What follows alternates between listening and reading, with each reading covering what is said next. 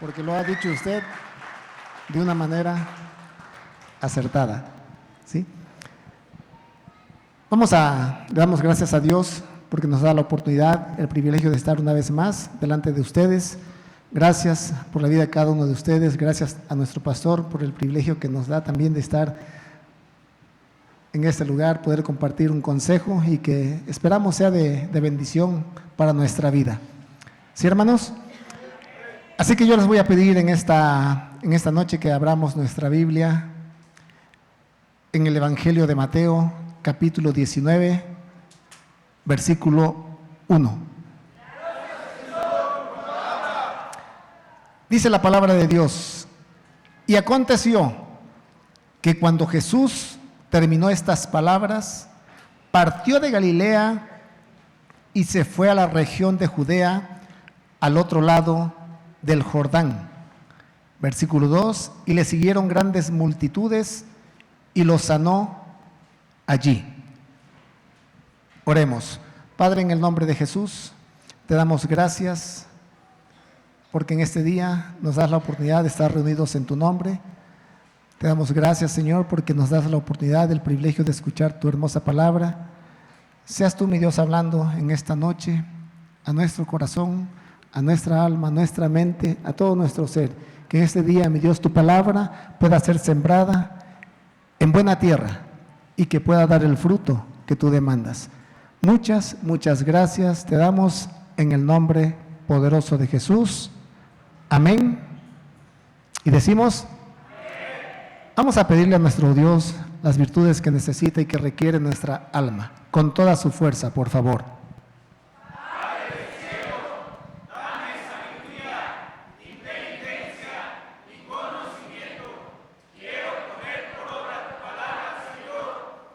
Amén.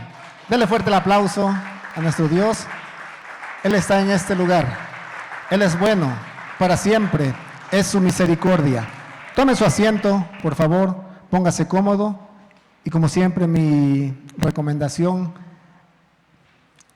es de que pongamos atención, hermanos.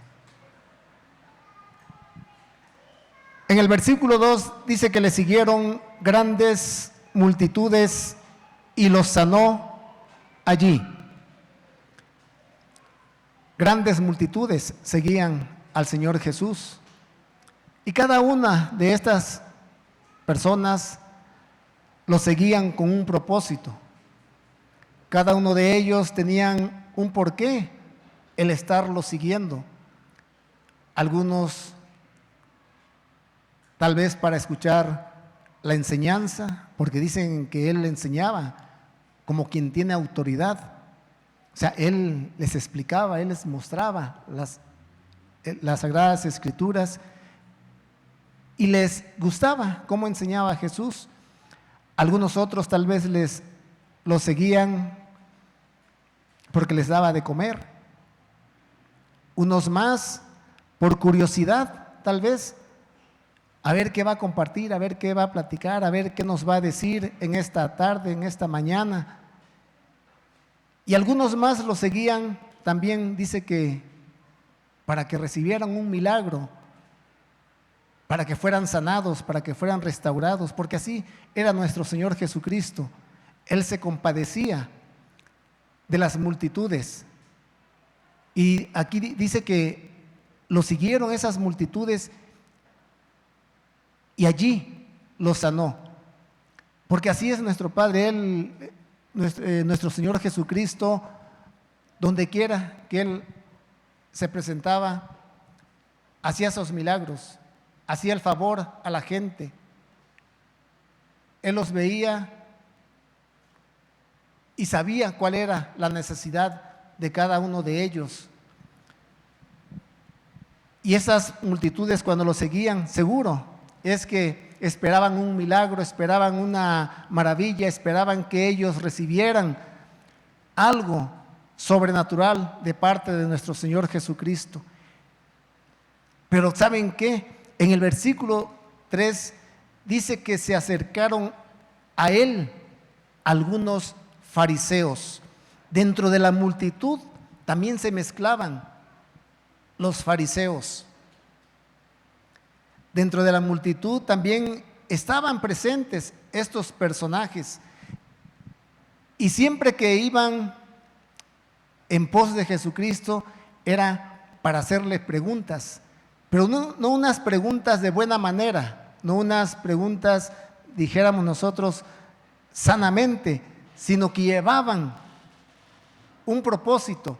Y aquí dice que para probarle, para ponerlo a prueba, para ver en qué se equivocaba, para ver cómo contestaba a algunas cuestiones. Y miren que estos hombres le dicen: ¿es lícito a un hombre divorciarse de su mujer por cualquier motivo? En algunas Biblias, como tema en esta porción, le ponen: Jesús enseña acerca del divorcio. Así le ponen. Y esa es la pregunta que ellos le hacen: ¿es lícito a un hombre divorciarse de su mujer por cualquier motivo? Y lo que ellos estaban tratando de hacer que el Señor Jesús se contradijera o se pusiera en contra de las corrientes de enseñanza,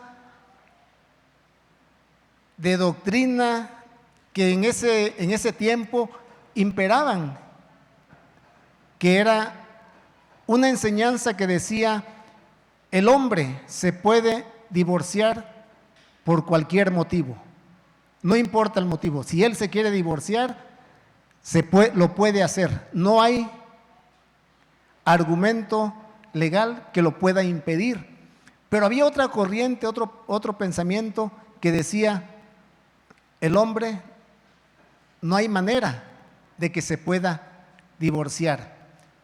El primer pensamiento, la primera enseñanza era de un maestro llamado Hillel, así se le conoce. La segunda opción, o la segunda corriente de pensamiento era de un rabino llamado Shammai. Entonces ellos dicen: a ver, ¿es lícito que el hombre se pueda divorciar de su mujer por cualquier motivo? Y ellos le preguntan: ¿acerca de qué? Del divorcio. Y si nos vamos a la que sigue, en el versículo 4, y respondiendo Jesús dijo. Él contestó, como siempre lo hacía él, con una pregunta: ¿no habéis leído que aquel que los creó desde el principio los hizo varón y hembra? Y añadió: por esta razón el hombre dejará a su padre y a su madre y se unirá a su mujer, y los dos serán una sola carne. La pregunta que ellos le estaban haciendo al Señor Jesús, querían llevarlo a lo que dice la ley en el capítulo 24 del libro de Deuteronomio, donde habla acerca del divorcio. Pero miren cómo es nuestro Señor Jesucristo, la sabiduría por excelencia, cómo no le siguió el juego. Él los llevó, los trasladó aún antes de que existiera la ley. Los llevó al principio, al inicio, a Génesis 1:27 y a 2:24, donde habla acerca de que en el principio los hizo varón y hembra. Ese es Génesis 1:27. Y por tanto, por esta razón el hombre dejará a su padre y a su madre y se unirá a su mujer, y los dos serán una sola carne.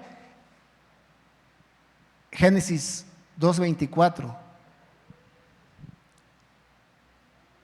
Por consiguiente, Mateo 19:6 continúa diciendo, ya no son dos, sino una sola carne. Por tanto, lo que Dios ha unido, ningún hombre lo separe. Yo me imagino, quiero pensar, que dentro de esa multitud que seguían a Jesucristo, había hombres que ya se habían divorciado, tal vez 2 o 3 veces, y que estaban de acuerdo con esa forma de pensar de que se podían divorciar por cualquier motivo. Pero también había personas que tal vez se hubieran querido divorciar, pero como seguían la enseñanza de que no se podían divorciar por ningún motivo, pues no lo podían hacer. Y ahí estaban escuchando la enseñanza, escuchando el mensaje, escuchando la disertación que estaba haciendo el Señor Jesús, porque los fariseos no se quedaron conformes con la enseñanza, porque Él en ningún momento, hasta aquí, Él les habló del divorcio. Aquí Él estaba hablando acerca del matrimonio, acerca de cómo se originó el matrimonio. El matrimonio no se originó con la ley, el matrimonio lo instituyó Dios desde el principio, con los primeros, con el primer hombre, con la primera mujer. Pero estos hombres vuelven a la carga, vuelven a preguntar. Ellos le dijeron, entonces, ¿por qué mandó Moisés darle carta de divorcio y repudiarla? ¿Quién fue el que mandó dar carta de divorcio? Moisés. No fue Dios. En un momento se tuvo que permitir. No era un mandamiento, no era una instrucción de Dios el divorcio, sino que fue una permisividad, y ahí lo dice enseguida. Dice, y Él les dijo, por la dureza de vuestro corazón, Moisés os permitió divorciaros de vuestras mujeres, pero no ha sido así desde el principio. El origen no fue ese. El origen es de que el hombre se uniera a su mujer. Y si nos ponemos a reflexionar, dice, por tanto, dejará a su padre y a su madre. No dice, va a dejar a su mujer. En un momento determinado, a quien tienes que abandonar, a quien tienes que dejar, será a tu papá, será a tu mamá. Seguimos adelante. Y ahí da la instrucción, ahí da el mensaje, ahí da la pauta, dice en el versículo 9, y yo os digo que cualquiera que se divorcie de su mujer, salvo por infidelidad, y se case con otra, comete adulterio.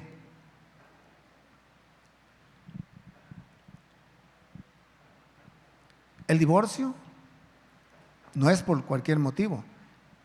Yo creo que de los que estamos aquí presentes, los que estamos casados, dijera nuestro pastor, en algún momento,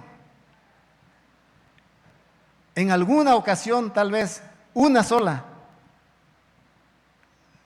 quisimos ser discípulos del que permitía el divorcio por cualquier causa.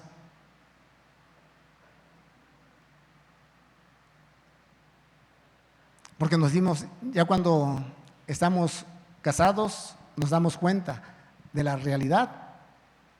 No es que busque desanimar o truncar a todos aquellos o aquellas que quieren seguir este proceso.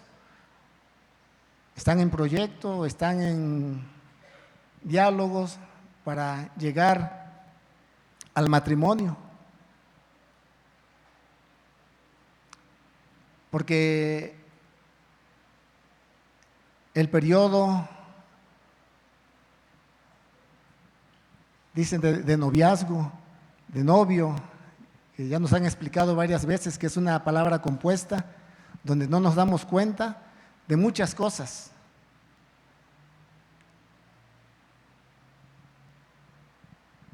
Y cuando ya estamos casados, nos damos cuenta que hay situaciones que no estaban presupuestadas, hay eventos que no estaban contemplados y como que se empiezan a complicar las cosas.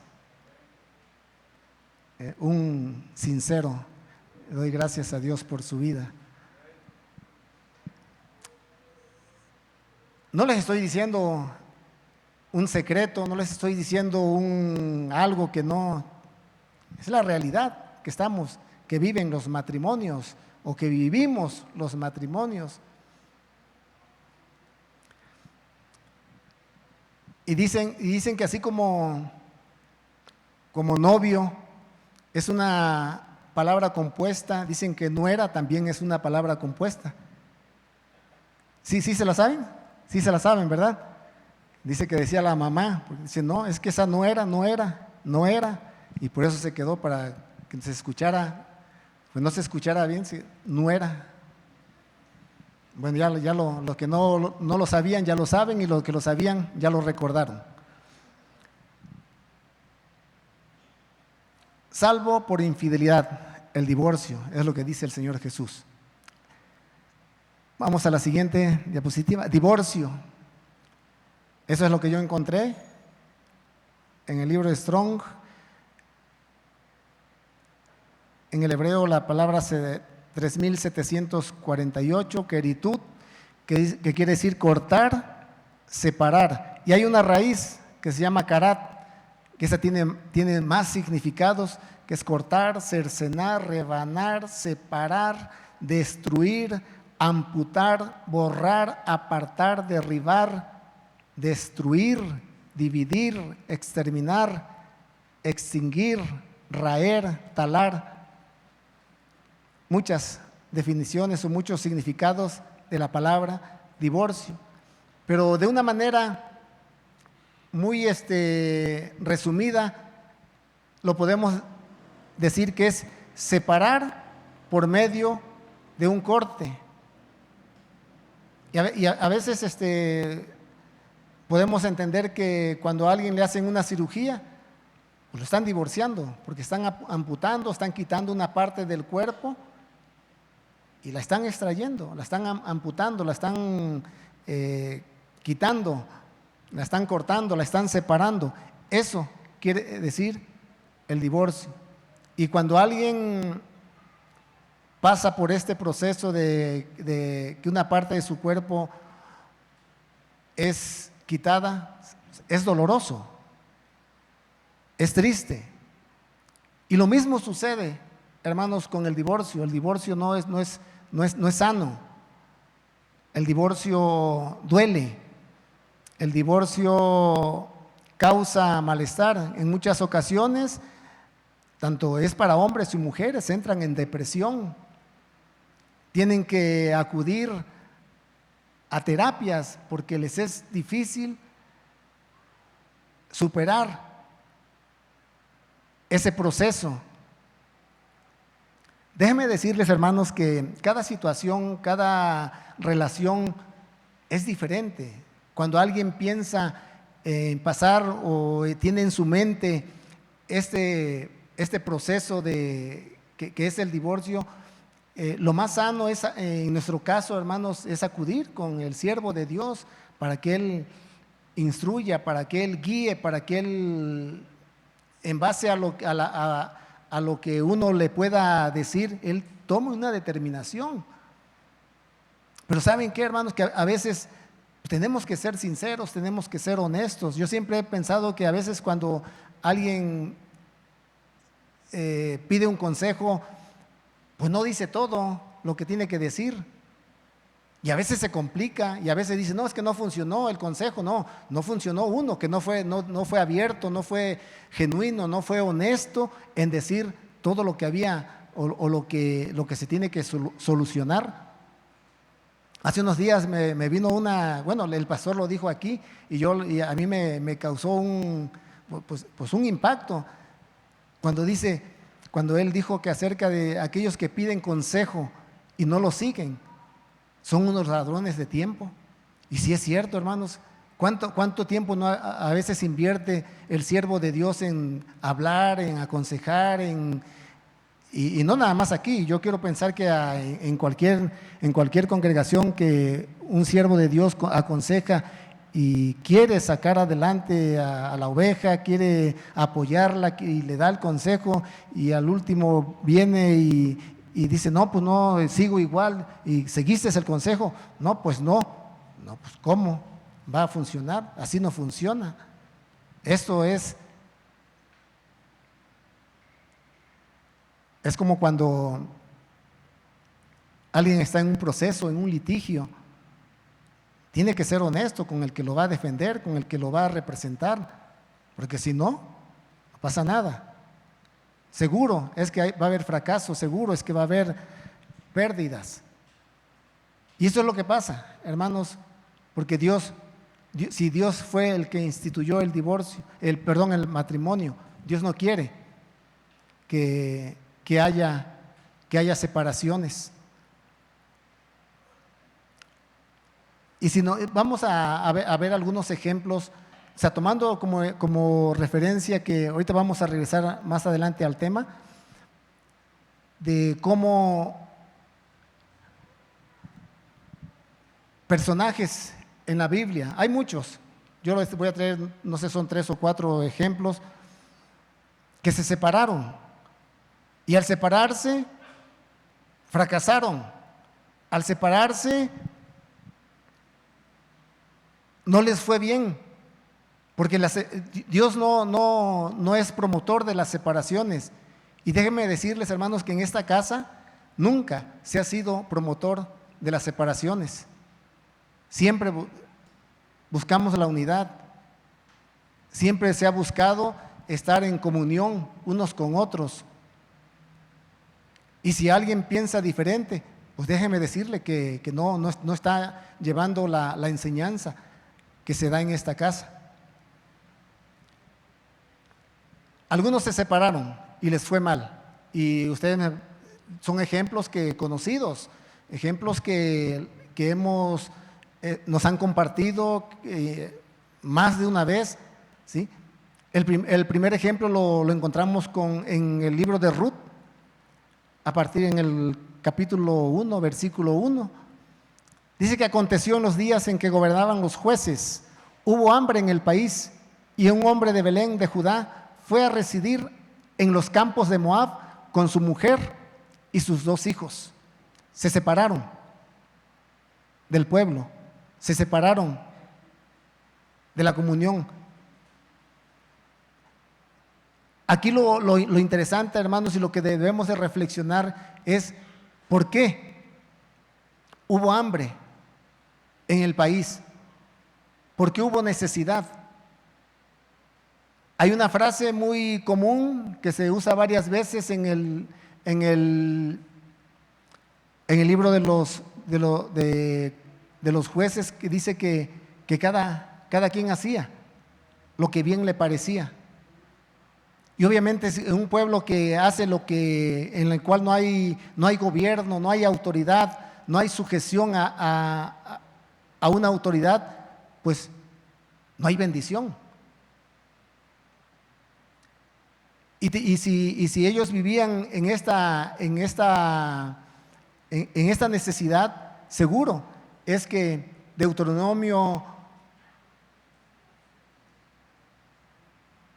donde habla acerca de que si obedecieres los mandamientos que os he ordenado hoy, dice que Él dará a vuestra tierra la lluvia a su tiempo, la lluvia temprana, la lluvia tardía,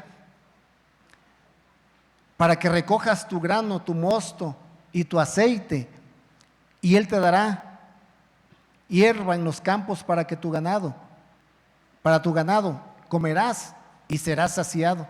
Esa era la promesa por obedecer a las instrucciones de Dios. Seguro es de que ellos habían olvidado obedecer los mandamientos. En el versículo 2, hermanos, hay una información que ahí nos dice que el nombre de este varón, el nombre de su esposa, el nombre de sus 2 hijos, y lo que nos debe de llamar la atención es de que dice que eran efrateos, que residían en Judá de Belén, o en Belén de Judá. Y si dice que eran efrateos, quiere decir que eran descendientes de Efraín, el que tenía la promesa de la bendición, de la prosperidad. Y si dice que su nombre era Elimelec, Elimelec quiere decir Dios es mi rey. O sea, no estaba experimentando o no estaba viviendo, reconociendo que Dios era su rey. Y a veces yo me pongo a reflexionar cuando estaba leyendo, y quién pudo haber dicho que si él se hubiera quedado en ese lugar, él hubiera sido el primer rey de Israel. Pero se fue, abandonó, se alejó, se separó de su país, y dice que se fue a Moab, al desierto. Era Moab, una tierra de desierto.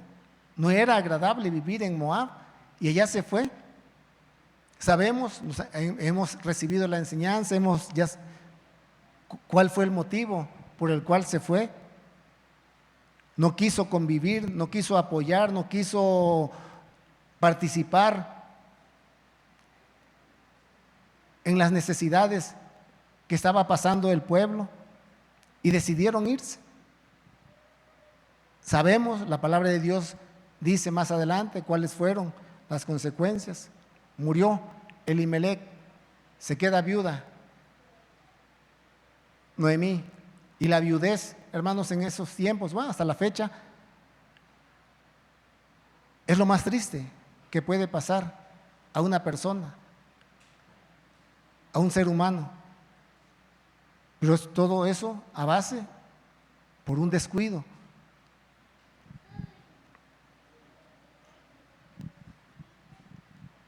¿Qué aprendemos? ¿Qué enseñanza, qué reflexión podemos tomar de esto? A veces no queremos compartir con el necesitado, y no estoy hablando nada más de necesidad material.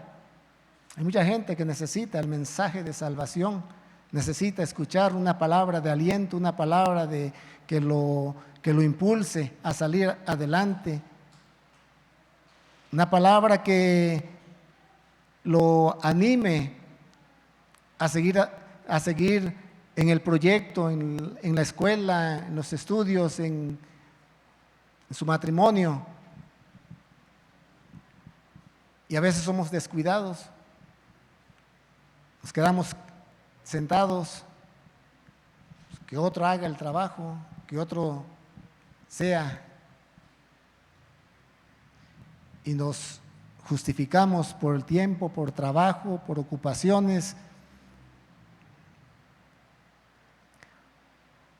El segundo que se salió de una protección y que se separó, lo vemos en el primer libro de Reyes, capítulo 2, versículo 36. Muere el rey David y queda su hijo Salomón al frente del reino. Después el rey envió a llamar a Simei y le dijo: edifícate una casa en Jerusalén, vive ahí y no salgas de allí a ninguna parte, porque el día que salgas y pases el torrente Cedrón, ten por cierto que sin duda morirás. Tu sangre recaerá sobre tu cabeza. Entonces Simei dijo al rey: la palabra es buena, como ha dicho el Señor mi rey, así lo hará tu siervo. Y vivió Simei en Jerusalén muchos días. Muchos días que se convirtieron en 3 años. Al tercer año, uno de sus siervos, 2 de sus siervos se escaparon, se fueron. Y él se le olvidó el juramento, se le olvidó la palabra que había dado, de que no tenía que salir de Jerusalén. Jerusalén era su refugio, Jerusalén era su vida, Jerusalén era su protección, y se le olvidó, faltó a su palabra, quebrantó un pacto que hizo con el rey. Aprendemos varias cosas de eso, hermanos. Uno, que cuando uno se sale de una protección, corre unos riesgos, corre uno peligros. Pueden venir las enfermedades, puede venir las agresiones sobre uno. Y no estamos hablando, hermanos, de que uno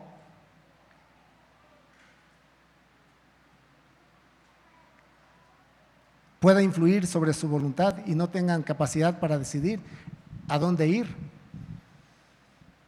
Pero siempre es bueno que avisemos, digamos dónde vamos a estar.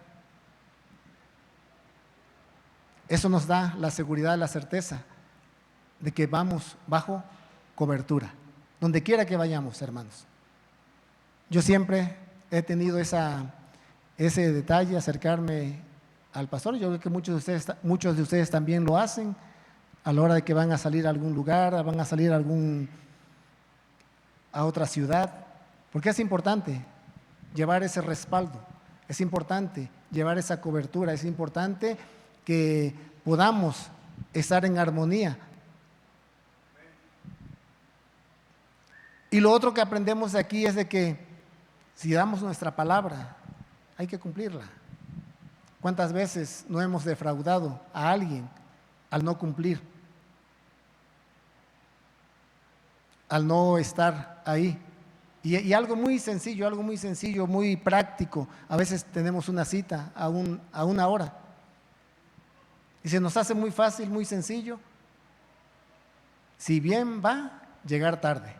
O a veces ni vamos. Aquí todos los días, todos los martes, viernes y domingo tenemos una cita.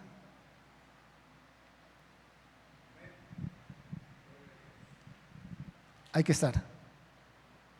Porque el pacto que hacemos o que hemos hecho es con nuestro Dios, no es con el hombre. Y este Simei puede que por su soberbia, por su altivez, por su arrogancia, se le olvidó y dice: no, tengo que ir por estos hombres, a mí no me pueden hacer eso. Pues yo soy el amo de ellos, ¿cómo es que me van a dejar? ¿Cómo es que me van a abandonar? ¿Cómo es que se van a ir a otro lado sin mi consentimiento? Fatales consecuencias para Simei. Porque más adelante le dice el rey Salomón: no guardaste el juramento del Señor y el mandamiento que te impuse.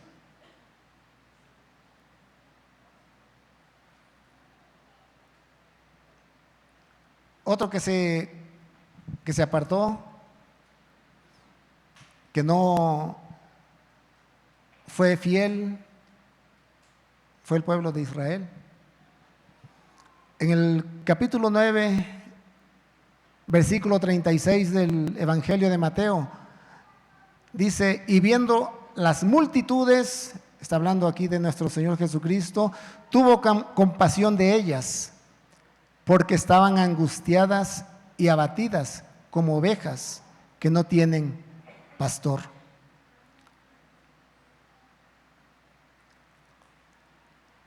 No podemos andar al desamparo. Si somos ovejas, tenemos que tener un redil, tenemos que tener una casa, tenemos que tener un pastor. Y qué tremendo, hermanos, porque dice la palabra de Dios que esas ovejas estaban angustiadas y abatidas. Otras versiones dicen que estaban desamparadas, desanimados, confundidas, indefensas, cansadas, abatidas, estaban fatigadas, maltratadas, desgarradas, postradas. O sea, imagínense cómo es la vida, cómo es el panorama de alguien que no quiere estar bajo la cobertura o bajo el cuidado de un pastor. Todos necesitamos estar bajo el cuidado de un pastor. No sé si a usted le agrade, no sé si usted esté de acuerdo, no sé si usted le guste, pero es lo mejor. Es lo mejor, hermanos. No hay excusa, no hay argumento que pueda ser válido para decir yo puedo solo, yo no necesito. Estamos mal, estaríamos mal. Pero como en esta casa hay ovejas que si tienen un pastor, ya le hicimos. Nos vamos a librar de todas estas calamidades, nos vamos a librar del agobio, del desamparo, de la confusión, del abatimiento, del maltrato. Nos vamos a evitar de todas estas cosas que son malas para nuestra vida.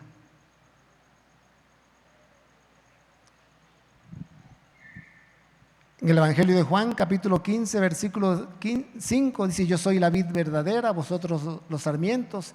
El que permanece en mí y yo en él, ese da mucho fruto, porque separados de mí, nada podéis hacer. Eso es lo que dice la palabra, separados de mí, lo que dice el Señor Jesucristo. Yo soy el pastor, yo soy el que los alimento. ¿Quieren que les vaya mal? ¿Quieren vivir en fracaso? ¿Quieren vivir en sufrimiento? Más. Alejémonos un poquito y se empiezan a sufrir las consecuencias de no tener un pastor. En el libro en el Evangelio de Lucas, capítulo 4, Lucas 10:30, habla de cierto hombre.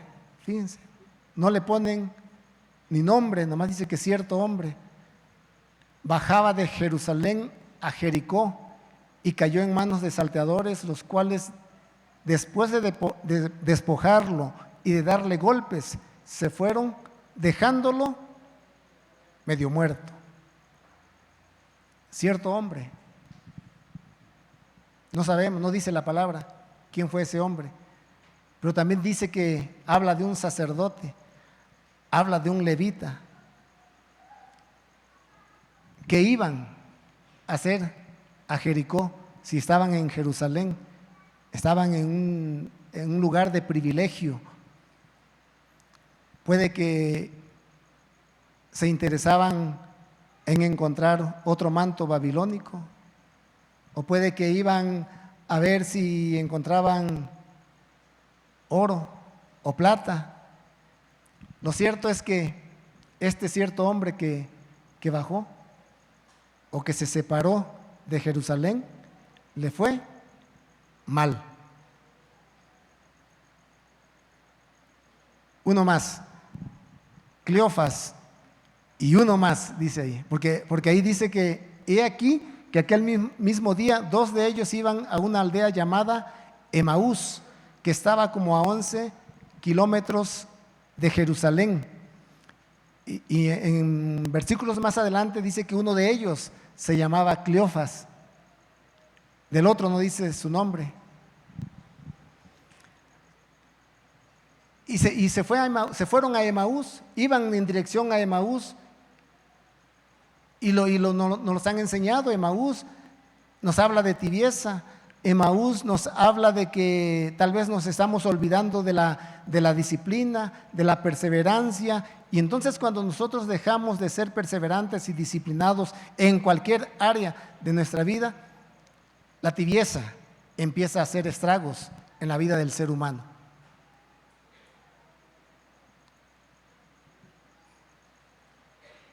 En la familia, en los proyectos, en la escuela, en todo, la tibieza. ¿Por qué? Porque a veces nos volvemos indisciplinados, a veces no queremos seguir una disciplina para poder corregir. No queremos ser perseverantes en algún área de nuestra vida. Pero es importante, hermanos, que nosotros nos apeguemos a una disciplina y una perseverancia, porque es lo mejor para nuestra vida, ¿sí? Regresamos ahora y vamos a ver lo que dice Deuteronomio 24:1 acerca del divorcio. Si cuando alguno toma a una mujer y se casa con ella, si sucede que no le es agradable porque ha encontrado algo reprochable en ella y le escribe certificado de divorcio, lo pone en su mano y la despide de su casa. Y sigue diciendo,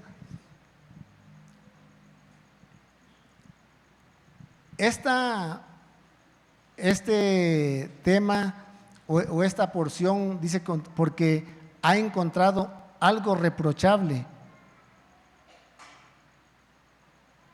Lo interpretaron cada quien muchos lo interpretaron a su conveniencia.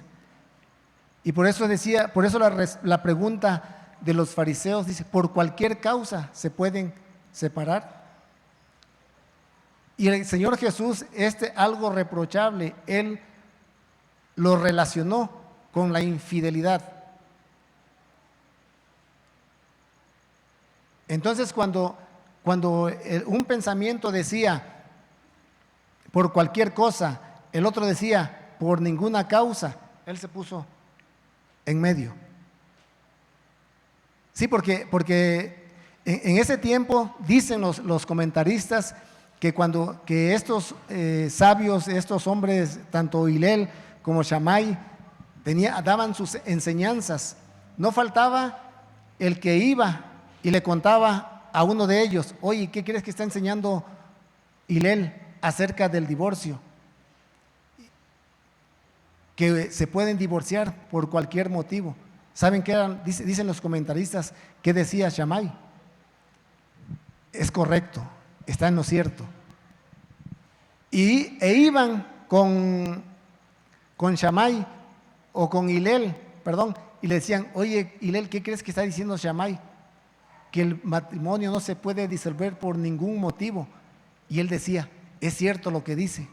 O sea, en otras palabras, ellos no entraban en polémica.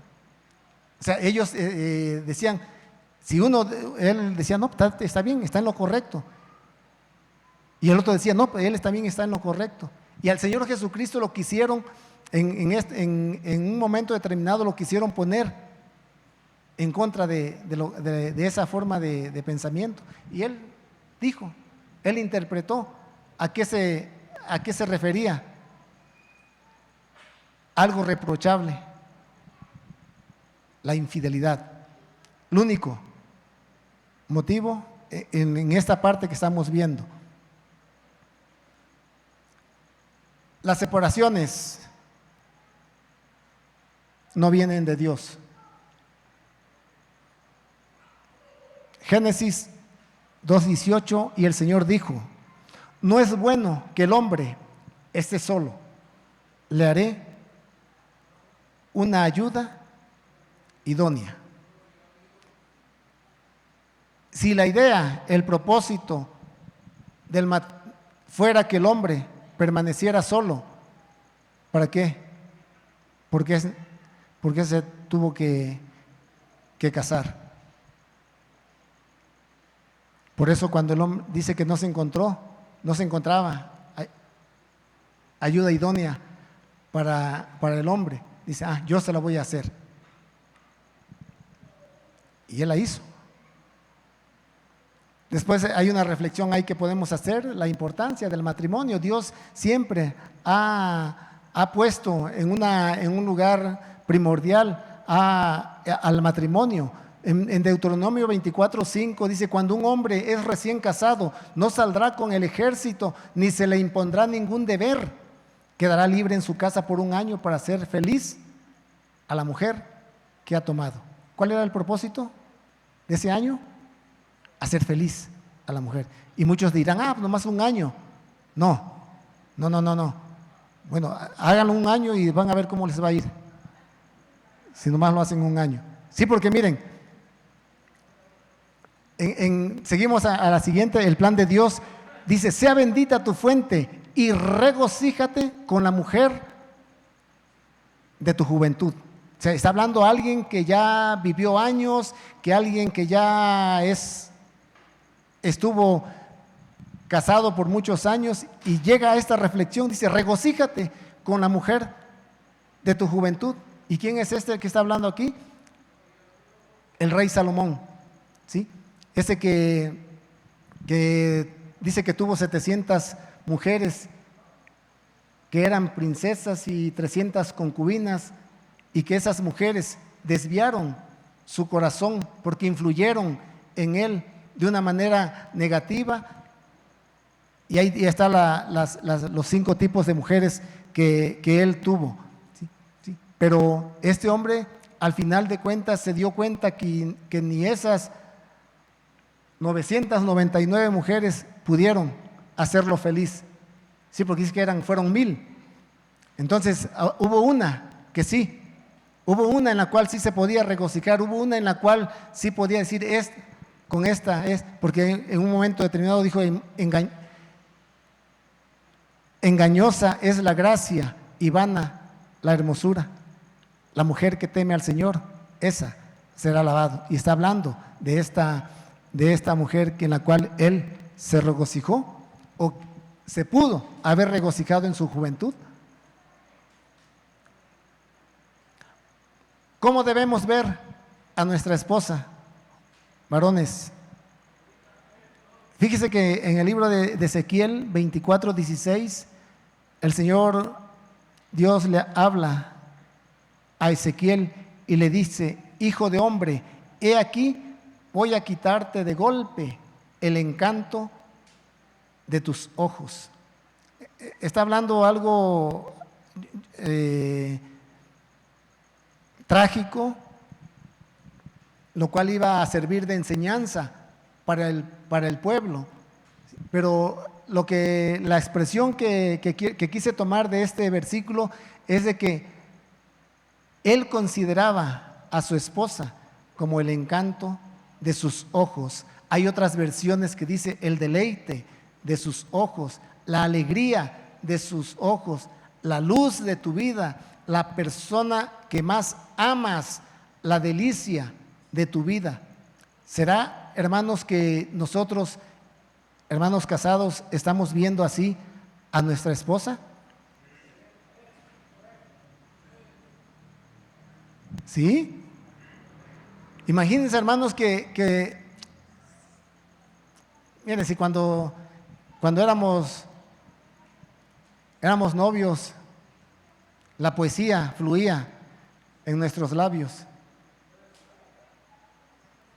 Y decía, los que son novios saben de qué estoy hablando. Y los que están casados también. Imagínense, hermanos, que le digamos a nuestra esposa, eres el encanto de mis ojos. Hermanos, Va a sentir que vuela. No, de veras, no se rían, hermanos, no se rían, por favor. Porque ahorita viene la revancha. Yo termino con esto, hermanos. Libro de Cantares, capítulo 5, versículo 9. Esta mujer había extraviado a su esposo, se le había ido, se le había escapado, no lo encontraba, andaba en pos de él y se encuentra a unas mujeres y ellas le dicen: ¿qué clase de amado es tu amado? ¿O la más hermosa de las mujeres? ¿Qué clase de amado es tu amado que así nos conjuras? Versículo 10 dice: mi amado es resplandeciente y sonrosado, distinguido entre 10,000. Ahora vamos a regresarse, hermano, que así le dijera su esposa: no, usted no vuela, va a flotar en el aire, seguro. Pura poesía, hermanos, aquí empieza a declarar esta mujer a su amado. Yo le voy a pedir que nos pongamos de pie y síganme con su mirada a lo que vamos a leer. Y sigue diciendo: mi amado es resplandeciente y sonrosado, distinguido entre 10,000. Su cabeza es como oro, oro puro, sus cabellos como racimos de dátiles, negros como el cuervo. Sus ojos son como palomas junto a corrientes de agua, bañados en leche, colocados en su engaste. Sus mejillas como eras de bálsamo, como riberas de hierbas aromáticas. Sus labios son lirios que destilan mirra líquida. Sus manos, barras de oro engastadas de berilo. Su vientre, marfil tallado, recubierto de zafiros. Sus piernas, columnas de alabastro asentadas sobre basas de oro puro. Su aspecto como el Líbano, gallardo como los cedros. Versículo 16, su paladar dulcísimo y todo él deseable. Este es mi amado y este es mi amigo, hijas de Jerusalén. Denle un fuerte aplauso al Dios Todopoderoso, a nuestro Padre Dios, porque nosotros como iglesia, hermanos, también representamos a esta mujer que se está dirigiendo a su amado. Nosotros así nos tenemos que dirigir con nuestro amado, distinguido entre 10,000. No hay nadie como nuestro Dios, no hay nadie como nuestro Señor Jesucristo. Él ha tenido misericordia, ha tenido paciencia para con cada uno de nosotros, de tal manera que aquí estamos presentes. Él es bueno, para siempre es su misericordia. Padre, en el nombre de Jesús,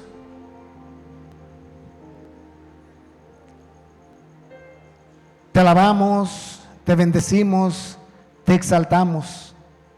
Tú eres el Dios Todopoderoso y no hay nadie como tú. Eres el mismo de ayer, de hoy y siempre.